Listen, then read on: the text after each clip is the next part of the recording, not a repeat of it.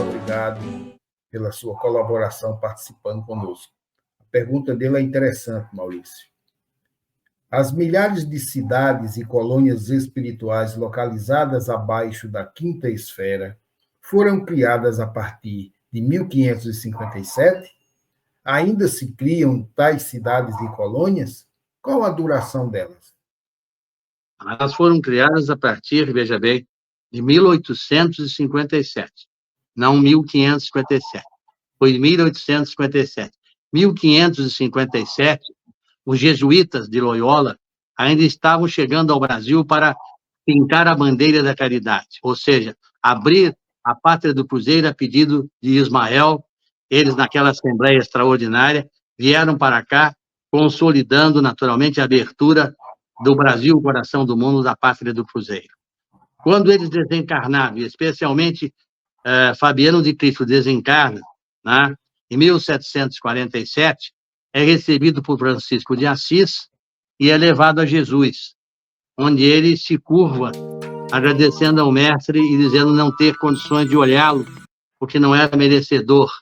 E o Cristo diz, levanta-te, Fabiano, tu és merecedor para ir a planos superiores, e eu haverei de te conduzir. E ele disse, mestre, eu peço encarecidamente que me confiras a oportunidade de tantos irmãos que estão sofrendo nas regiões umbralinas nesse momento da transição planetária, que eu possa voltar para auxiliá-los.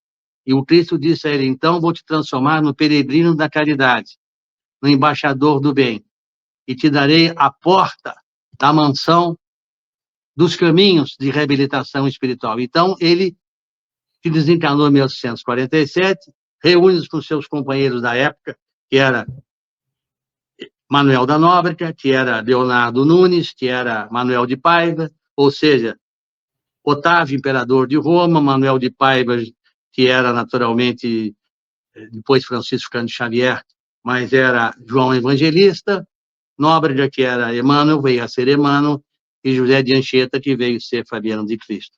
E diz a eles, que faremos? Se eles, então, se decidiram que criar, a partir de 1747, colônias e cidades espirituais, que são milhares, não é? Contrariando algumas observações, sem fazer crítica a ninguém, e ouvi certa vez alguém dizer que existiam 30 colônias espirituais no mundo depois do Brasil desencarnado. Repare, se na cidade, só no Rio Grande do Sul existem 500 municípios, no Brasil existem mais de 5.000 municípios, como é que pode ser só 30 colônias?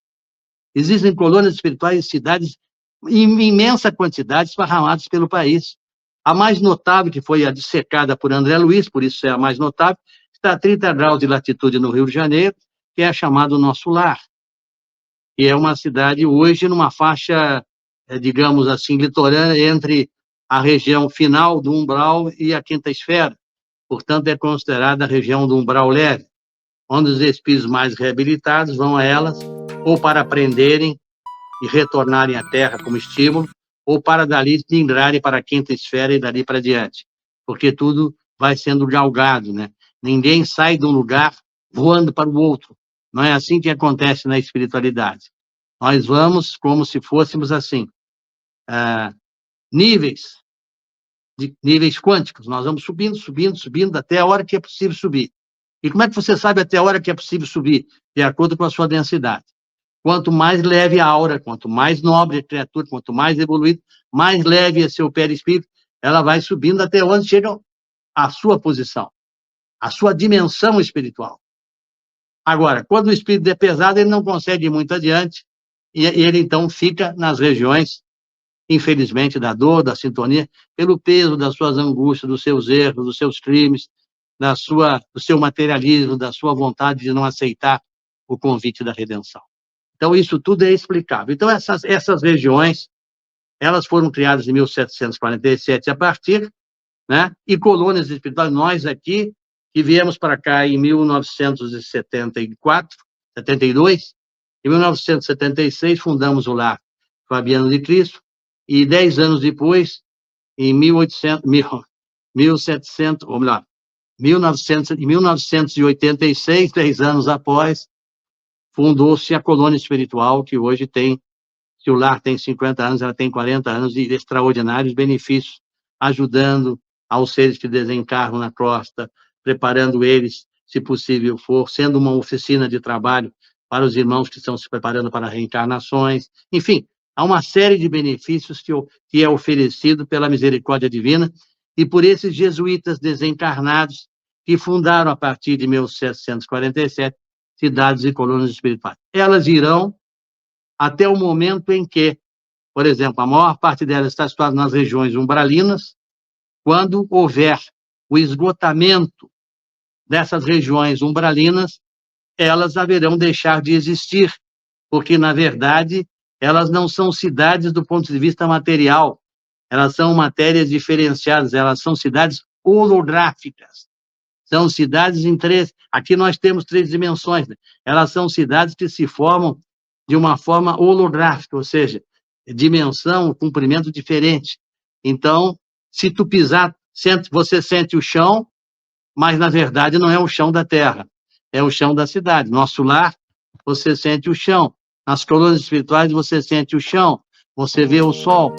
São cidades holográficas, levando em consideração que o mundo trevoso, que é o mundo dos espíritos das trevas, os arcontes, também criam, pela capacidade criativa que têm, cidades holográficas, em que fingem ser cidades reabilitadoras, que, na verdade, são prisões que aprisionam o ser humano que fica naquela roda, que não sai nunca, mas não sai porque não se dispõe a lutar, não sai porque ele fica na sintonia do mal, não sai porque vive no materialismo, não sai porque não se liberta, porque não ouve o que tem que ouvir, porque não se decide o que tem que decidir, porque se encontra sentado esperando que os outros trabalhem por ele. Aí não vai sair nunca disto e vai sofrer, com certeza, ou pelo exílio ou de volta aos mundos dolorosos da dor. Dolorosos da dor está difícil, dolorosos para aprender o amor.